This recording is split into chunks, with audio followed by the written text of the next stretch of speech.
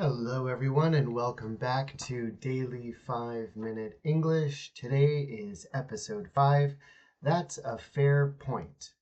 Today's phrase helps you acknowledge someone's idea without fully agreeing, but you're still participating in the discussion.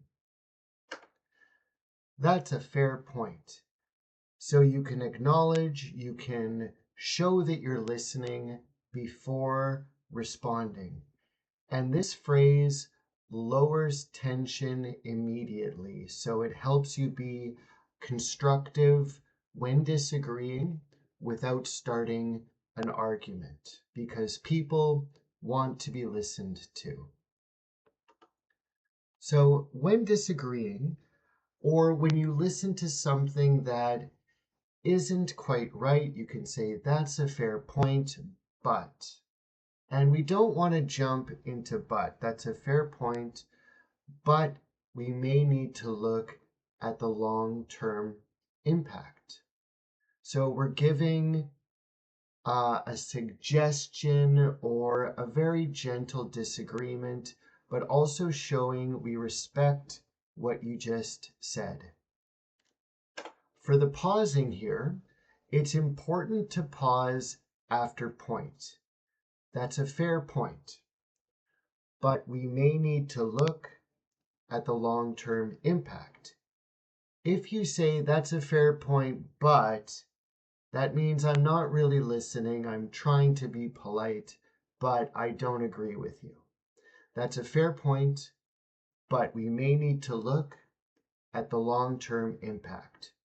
So this is a very respectful way to show that I'm listening to what you're saying. So similar to last episode, we want to drop our tone to show confidence and authority. That's a fair point, but we may need to look at the long-term impact. One more time. That's a fair point, but we may need to look at the long-term impact. So by slowing it down and pausing, we are showing respect, but also that this is not the best way to do things. And a measured tone, it shows balance. I'm listening to you, but I have a good suggestion you need to listen to. To make this even stronger, we can add a reason.